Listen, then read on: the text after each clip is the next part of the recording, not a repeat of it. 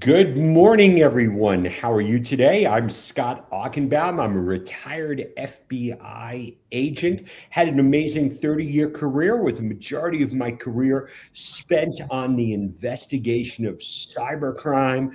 During my decades with the FBI, I had a chance. I've looked behind the scenes of 1,000 cybercrime victimizations. I've heard people's stories. I still deal with it every single day. And I'm so excited to be with you here today, live on this webinar with my two good friends. I'm going to have both you guys introduce yourselves. Dave, go ahead, start out.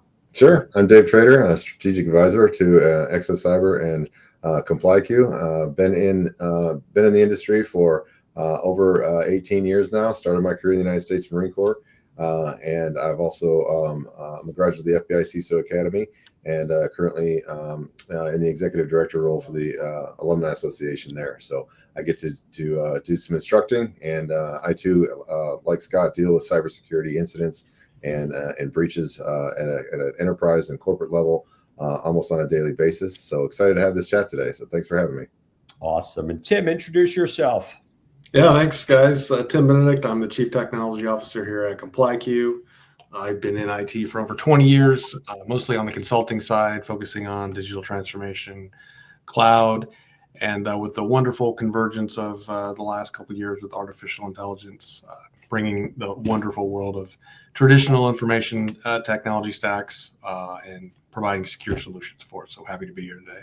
Well, that's awesome. Well, everyone in the chat, introduce yourself. This is going to be a discussion of, three friends catching up, talking about cybersecurity, talking about what's going on in the world, especially in the world of artificial intelligence, the intersection of social engineering, and how it's leading into a tremendous amount of cybercrime. I retired from the FBI in 2018. I didn't think the problem, Tim, could get any worse than it actually is in 2018. I was going around telling people that it was a $3 trillion global problem, and by 2021, it's going to go up to a $6 trillion problem. Today, it's a $10 trillion problem. So, Tim, where do you see the problem going? Is the problem getting better, or is the problem getting worse? It's going to get worse before it gets better. What's really happened over the last 2.5 years is AI has been democratized, and the malicious use of AI will outpace the ethical use of AI. As a matter of fact, I would say in one of the emerging trends in 2025 that we have seen is organizations wanting to put strong focus and emphasis of governance and security around AI guardrails to be able to use it in a more meaningful fashion as opposed to just maybe a pilot. But I was at the cybersecurity symposium at Purdue University in early April, and I had a chance to catch up with some leadership there. And basically what they were noting with their threat intel is a lot of the initial access and reconnaissance has really picked up big time. So think phishing, faking, different IDs and whatnot. And it's really causing a lot of issues because it's better written. They're using LLMs for this and putting those systems through and bypassing what would normally be, things like broken English or common indicators. So we're not seeing a lot in the evasion or jailbreak categories, but we are seeing a lot of hit and miss around especially identity fraud as well. So it's just picking up from what we're seeing for sure. Yeah, and like you said, it's only getting worse. It's not going away. And Dave, every day we're dealing with individuals, we're dealing with organizations that are the victim of cybercrime. Give us an example of something that you've seen recently when one of your clients has reached out to you because they were the cybercrime victim. Yeah, I think probably one of the single biggest things that I'm seeing is the automation at scale. So the threat actors they're utilizing generative AI to build like phishing campaigns and malware and fraud schemes, and they're absolutely faster than traditional defenses have time to react to. So they're collapsing the time from the idea to the execution, and they're turning weeks of planning into minutes. Leveraging AI the same way that we're utilizing it for good, they're utilizing it for bad, and they're able to. It doesn't take that sophistication, or I used to call it, the hacker level 3 or level 4, 400 class. The barrier of entry to become or someone that's considered a hacker is really just intent anymore. You don't have we've taken away the I've got to know code, or I've got to know how to do a SQL injection. You can literally automate this today, and if you're not doing it right, the automation has QA. It'll go back and tell you how to do it better. It's something where we're now focusing right down on the controls. Because the intent is there, the intent to do harm is there, and I'm seeing that leveraged in a couple of spaces, specifically social engineering around help desk, and being able to jump into a help desk and really trick that person, not just with a voice changer, but you can literally have an entire different avatar that's dealing with that person, and a persona that's dealing with that person, so they actually think it's the end user. To some extent, where you can go out and get the end user, if the end user's got publicly available recordings, you can go out and actually train your AI to their voice. This is something that creates an entirely different attack surface, and it's creating an entirely different mindset. I got introduced this week at a conference as an AI expert, and I cringed because AI security is evolving in real time. So for me to say I'm an AI security expert is false. Like, I'm learning just as fast as everybody else is, and I'm leveraging old school models and introducing new models and looking at best practice from security. So even cybersecurity experts are struggling today to grasp the AI because of how fast it's evolving. So I'm really seeing stuff that required an in-depth cyber or offensive security background to really just its intent. If you know where to look, you know how to put the right prompt in. All you have to have is that intent these days, and I think that presents a real problem for us in cybersecurity. And like you said, the cost of entry is so low, and today, everyone has access to a cell phone. So we're seeing these attacks are really, they're coming in, and every day we're getting them. And Tim, we talked about before that the problem keeps getting worse and worse year after year. But let me explain to you a couple of things about what I discovered the 4 truths of cybersecurity, and just get your feedback on the first 3. The first one is, none of my victims ever expected to be a victim. They didn't think they fit the victim profile. And I'm here to say today, there is no such thing as a victim profile. It does not matter what kind of organization you are. It doesn't matter how much money you have in your bank account. The cyber criminals are going to target you. And when you are targeted, especially from a ransomware attack or a data breach or even an identity theft, or your kids get victimized by sextortion, I just had a woman who I dealt with yesterday who lost $20,000 in a scam that artificial intelligence was used to further this scam. And they say to me something that's really, really painful all the time: Scott, do you think I'm going to get my money back? And it's no. Unfortunately, when you are a victim and you contact law enforcement, the chances of getting your data, your money back is very challenging. When I retired in 2018 out of the Nashville office, I was dealing with 1 victim a day, and I've learned their stories. Today, the FBI here is dealing with almost 300 a week. And putting the bad guys in jail is even harder, because today our cyber criminals are not living in anyone's basement. Dave, you always use the term hacker. I don't use the term hacker. I use the term cyber criminal, because these criminals are tied to nation states, organized crime. They have the time. This is all they do. So, Tim, how do you think that makes people feel? We got a cybercrime problem that keeps getting worse year after year. And I'm giving you the law enforcement point of view as a retired FBI agent. Bad guys steal your stuff, you're not getting it back, and nobody's going to jail. So kind of how does that fit into the mindset of individuals? When I go out, I speak all the time at conferences. How do you think people feel when I say those things? Well, it's an interesting time due to the fact that AI is so good at what it can do. You can't ignore it. And it really creates a strong challenge because AI is magnitudes more complicated than, let's say, a standard enterprise software application. And with it comes an entire new threat landscape. And so you've got, my kids, in particular, my son really enjoys using AI, in a casual fashion. But you have to really understand what your risk is. And I think that's where most organizations are really starting to put more emphasis. I already have more than likely cybersecurity debt. And now I have a challenge that I don't fully understand that, I really need to get my hands around. And so you've got a lot of companies out there who are bringing AI forward, and that's their role, right? Is to get those foundational models, those open source agent frameworks that are emerging. But what we're doing is we're combining privacy concerns, cybersecurity concerns, ethics concerns into one bucket. And if you attach one AI element into your systems, and to your point, you're open to those data exfiltration, jailbreaks, and it can get pretty nasty pretty fast. So in our experience, people are overwhelmed. Organizations are overwhelmed. They're worried, but they know they have to fight through it.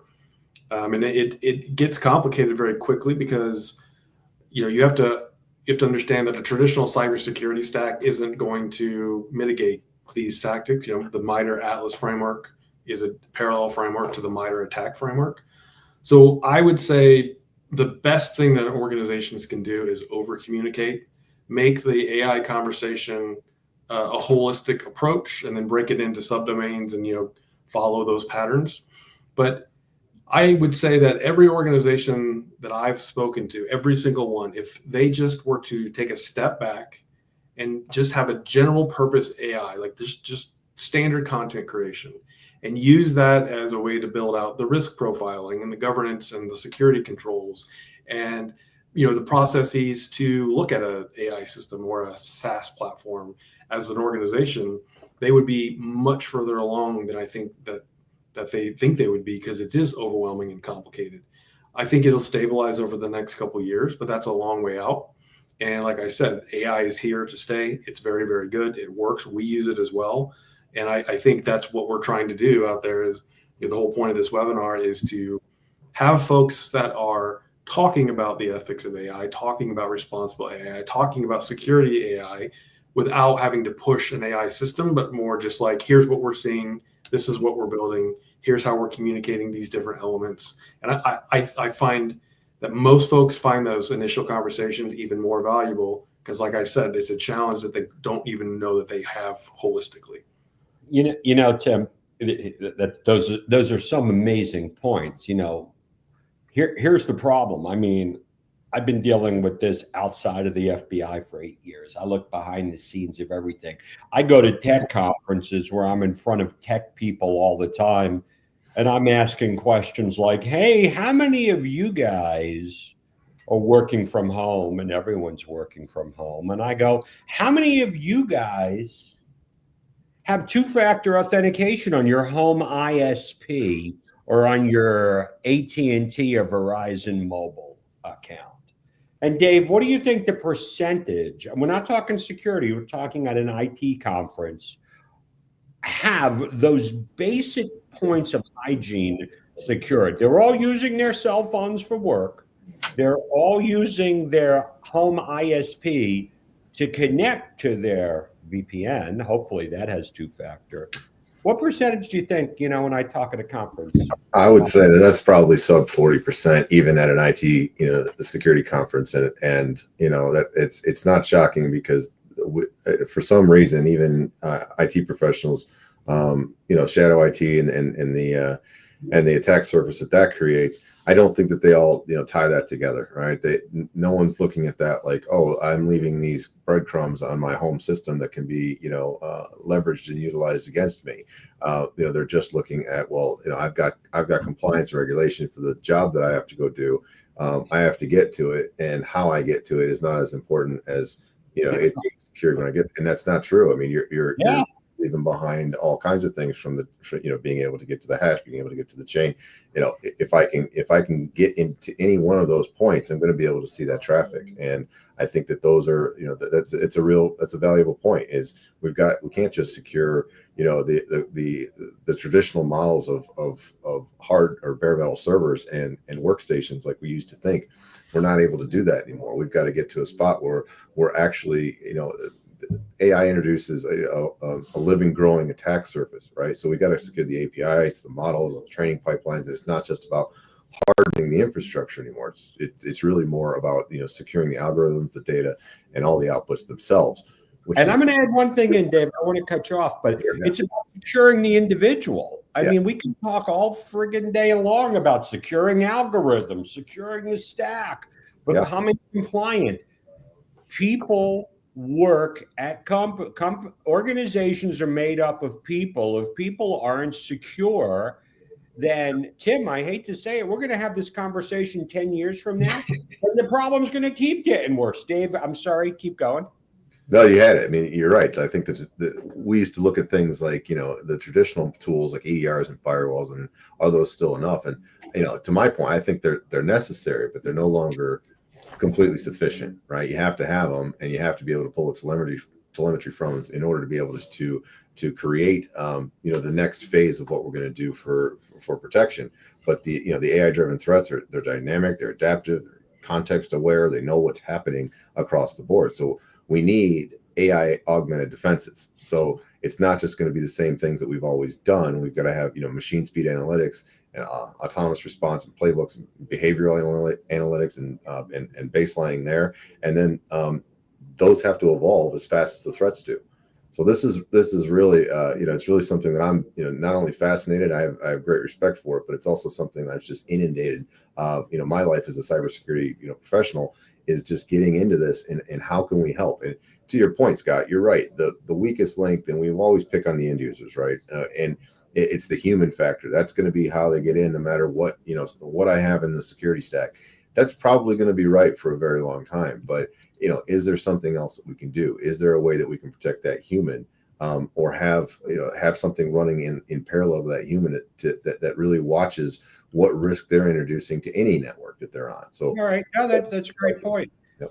And Tim, so I want to ask you, you know what? Okay, we're going to go secure the network and everything. And what is everyone going to do? We're going to be using these great home entertainment devices to pull up, and so how is AI getting introduced to the individual? We're dealing with text messages. We're dealing with telephone calls. We're dealing with social media account hijackings, just to name a few. So what advice would you give end users, the audience over here, from what you're learning about AI? How do you break that down into a really simple conversation with somebody? Yeah, it's user awareness training is really important. I mean, if you think about AI itself, it's going to be customer facing. It's going to be consumer facing. It's already overwhelming use case advantages and call centers and whatnot, right? Chatbots, agents, and especially the autonomous agentic workflows. I would say in general, you just have to understand how to put, like I said, a risk profile around it with the right guardrails. It's not a technology discussion. It is not a cybersecurity discussion. It is a business process discussion, which is, I amplify what Dave is saying. On a daily basis, I find myself learning, 10 new things, either on the threat side or the AI side. And it's going to take a unification of, the technology and the cyber elements to really empower that.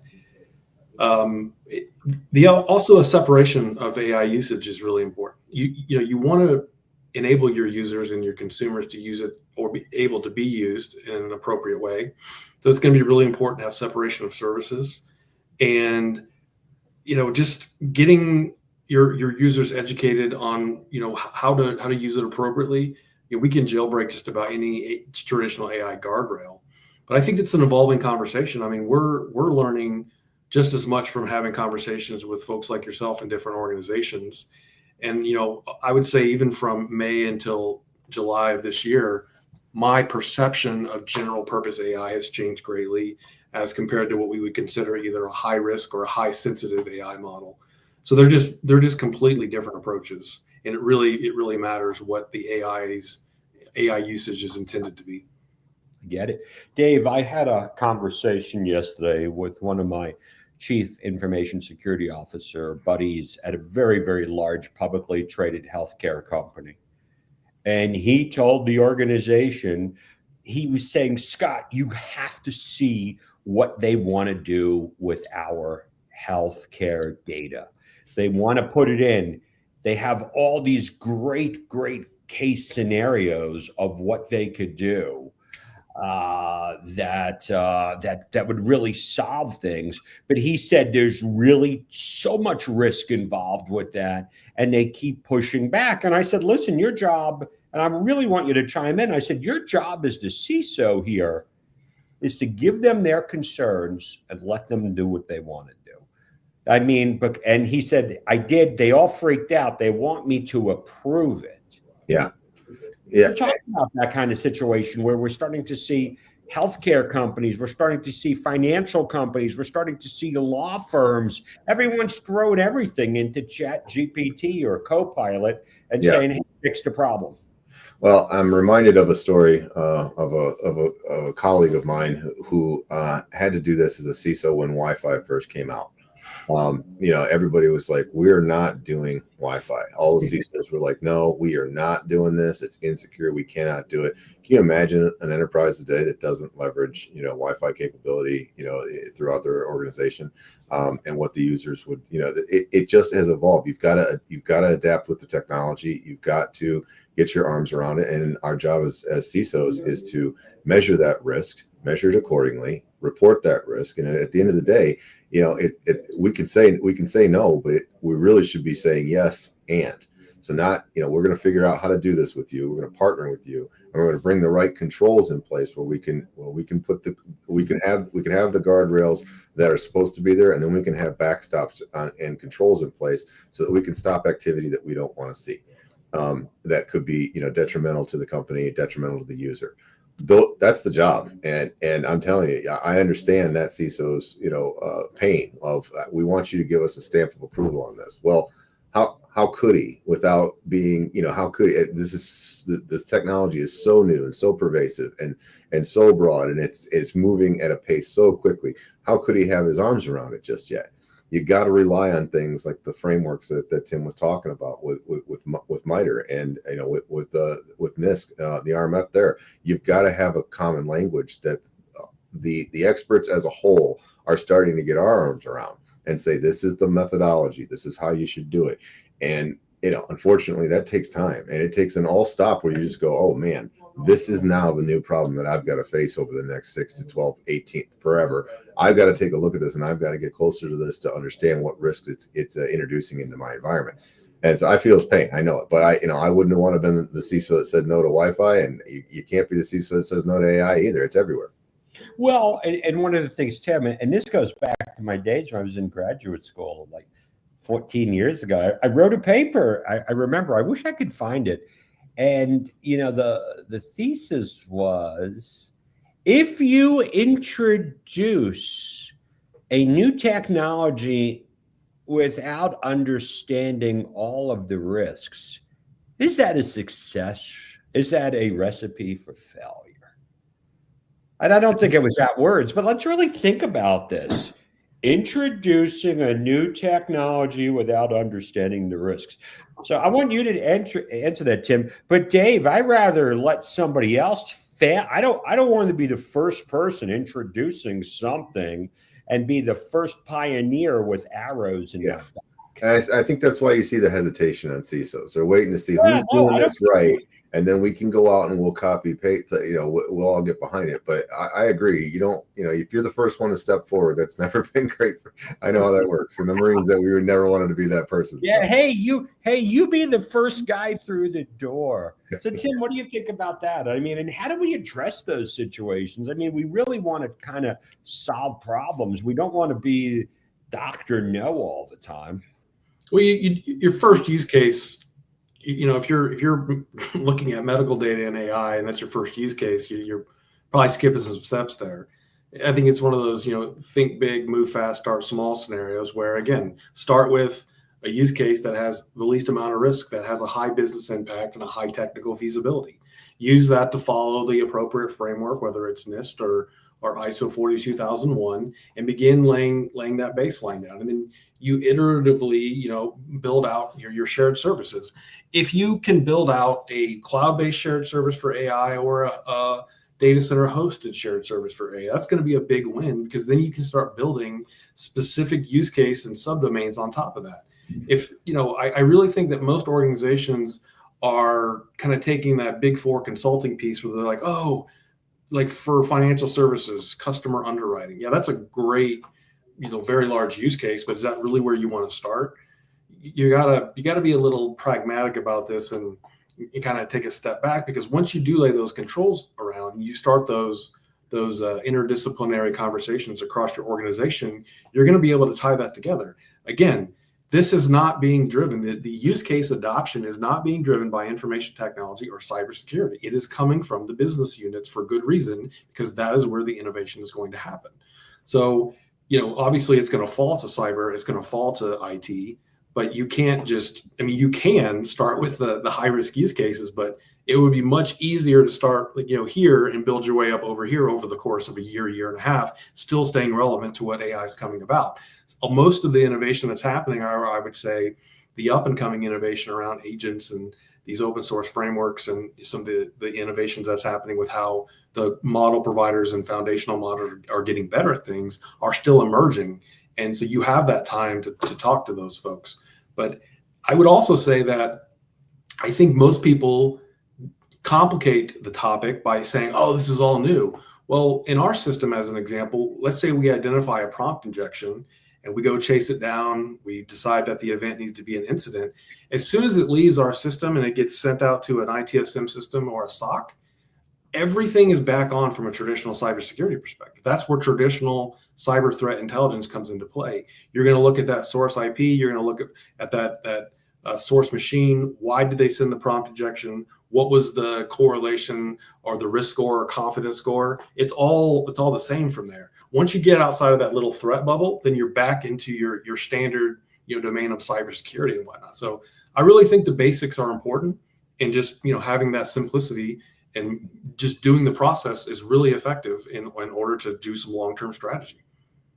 You mentioned the word simplicity, and I just think, from my point of view, where I sat as the bearer of bad news to companies, everyone was doing advanced tactics. Everybody was really kind of like, hey, we want to learn about this. We want to put this in our stack. And they didn't have the basic hygiene in place. They didn't know what was on the network. They didn't, and my advice to everyone is, hey, listen, if you're having that AI discussion and you have not, and Dave, pick on me if I'm wrong, and you have not went through the first 5 of the core critical controls, I think you're wasting your time. I agree with you, but I don't think that that's specific just to AI. I think when you're having a cyber hygiene conversation or a back to basics conversation, the basics are really are going to trip you up, even if the threat actor is leveraging AI. Not having the basics down is typically how I see organizations getting tipped over. So you've got to start with governance in most cases, and not gadgets. You don't want to test drive a lot of this stuff without having these guardrails in place, and you got to build a cross-functional, kind of an AI task force within your organization. And you should have components from legal, compliance, security, and the business teams all ready to go for that. Define those use cases, set those guardrails, and then pilot small. To Tim's point, you want to crawl, walk, run with this. Pilot small. Make sure that you've got that. Bring in the business unit. Let them try and get this data out through Copilot and through others, and watch how those guardrails are how effective that they are across the board. So you gotta layer in security by design, and you're going to want to protect everything from the training data to the outputs and across the board. But I think AI done right accelerates the business, and AI done recklessly is going to invite the chaos, and I think that's what the fear can be across the board. You've got to be able to to get this in your environment, encapsulate it, and really kick the tires on this to make sure that it can't get to the places in your network that you don't want it to.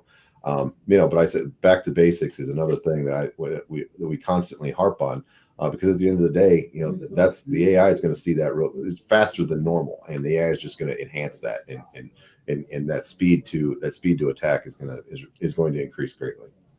So Tim, Dave talked about AI done right. What would your definition be of that? AI done right would be an organization has the ability to execute from a pilot to a full production instance all the way through, right? And that is like he said, it's an organizational conversation. No doubt it's at least the executive team, more than likely even the board. If you do that, even in a simple use case, you're actually in the top 20% of organizations today that have not been able to successfully convert these pilots. Where I think we've been over the last 2 years is we've had these big use cases, like, these high business impact, high technical feasibility, large, elements that depending on what vertical you're in. And I think that organizations are taking a step back and saying, okay, what is a more realistic approach? How can we meaningfully adopt this? And it's measurable. We have a return on investment. It's actually something that we can build off of. If you do this in these like nascent, I'm just going to fix this issue, or I'm going to focus on fixing this problem, like writing code or writing SEO information threads for marketing, things like that. That's not really successful AI adoption. Successful AI adoption is going to be you have policies, process, governance, perhaps machine learning operations, or at least the cloud operations built around that. And again, that's not AI specific. Like Dave said, those are basic security controls. Are you encrypting things? Are they encrypted in flight? Do you have your TLS elements, where they should be? Are you measuring? Are you watching, things, man-in-the-middle attacks, or just, if my tokenization is going up because somebody's trying to do something against a model? It really comes down to basic observability and logging. I say this every time I'm in front of a client or a partner: log everything, just log it. And at least you can go back and recursively look to see if things are happening, so that you can constantly evaluate what is potentially coming in and out of a system. The other big challenge there is it's not always going to be a human to an AI communication. It's going to be AI system to an AI system, or a machine to an AI system. So how are you measuring that? What is your control pattern there? How do you measure what's being communicated? Is somebody inserted a malicious prompt or element hallucination inside of the memory of a bot or an agent? There's a lot of attack surface there. But in order to get to that bot, I would have probably had to gone through 3 to 5 traditional security controls, and hopefully you would have caught that along the way. Excellent. Well, Dave, I want to really kind of jump to you for a second, because we all know it's about people. What advice do you have for anyone out here who wants to, from a former CISO, how do you have that conversation with your executive management team? How should you put that into play in having that conversation to take what Tim just said and sit down because they don't understand it? Yeah, I mean, these are conversations that I'm having, as early as this morning. We were talking about, we've got a pilot for, for things that we're doing around, for AI. You have to start, with that governance, right? What's the outcome? What do I start with? What I don't want the organization to get to. That can be, and then I can define that as role-based access control. That's a tried and true cybersecurity principle, right? I can say role-based access control. I need the marketing people to have access to marketing data, but they don't need employee, financial data. They don't need to pull everything that's coming out, and that's all baked into the back end of Microsoft or Google, depending on what your platform is. That the AI has the ability to go out and scour the fabric and be able to pull data in. So if you don't have the right guardrails on the prompt itself, and it's not tied back to IAM and role-based access control or identity access management, if it's not tied in, then I've got no way to say that this person is allowed to have access to this data. That goes back to a hygiene conversation. But as I'm having these conversations, they understand those principles. We've already tackled those for RBAC and identity access management. I'm just introducing a new player to the game, that being AI, that can actually work at 10 times or 100x more damage it can inflict than just a simple user.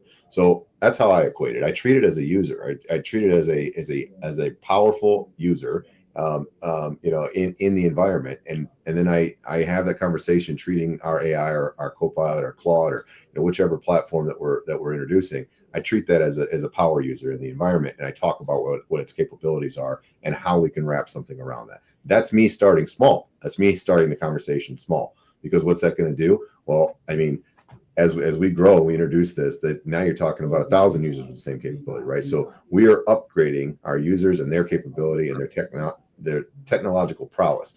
How are we going to defend that? Start with one and showcase what they can do. What kind of trouble can that user get into? Where can they get it on the network? Giving them this capability, and then from there we scale that conversation upwards. That's how I've been approaching it. Wow, that's some great value bombs, as I would like to say. I mean, you kind of laid it out. As we're wrapping up, Tim, what's your last word on this? Where do you think we're going? What are you guys doing to try to mitigate this for organizations? Well, beyond education, we're really trying to help organizations define use cases that they can really focus on and build upon. A structured conversation in an execution framework is extremely important for that. I think the other big thing that we're doing is we're not allowing this to just be a technology conversation. So we're not focusing on the AI, the piece of or a specific product. We're getting back to the basics of architecture. We're getting back to the basics of requirements gathering. We're getting back to the basics of defining a use case with measurable success criteria, and then applying those elements to an AI use case, and then focusing on the architecture, focusing on the threat landscape, focusing on the governance. And what that does is it really maps out a more of a successful path forward for organizations to really start adopting AI. And the other big thing that we're really trying to help organizations with is demystify what this whole AI landscape is and isn't, from an open source perspective to SaaS platforms. And the doom and gloom conversation is good to have, at least to help people understand what this threat landscape is. But I agree with what Dave said, and I've said some stuff in this meeting, or excuse me, this webinar. Just start with the basics, log everything, focus on your use case, focus on your success criteria, make sure that you can go from pilot to execution, and then you will be in a state where you have capabilities and you're maturing your organization, your users know how to use AI, and then you can continue to mature from there, because AI is going to continue to evolve. This is the dumbest the technology is ever going to be. It's just going to get better from here. So we have a fun couple of years ahead of us, but I just really try to tell organizations to just take a step back and focus on those tried and true elements that really do work well.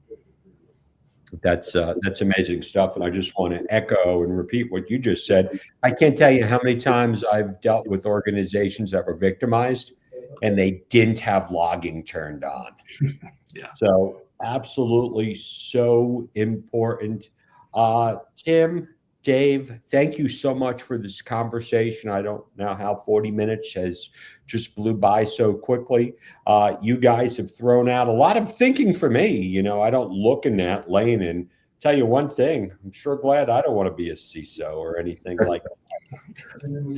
So, if either of you guys have a last word, we're just going to once again thank everyone for everything that you provided today.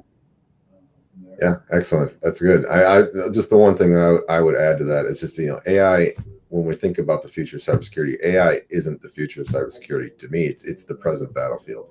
And if you're not aligning your defenses with that reality, you're already behind.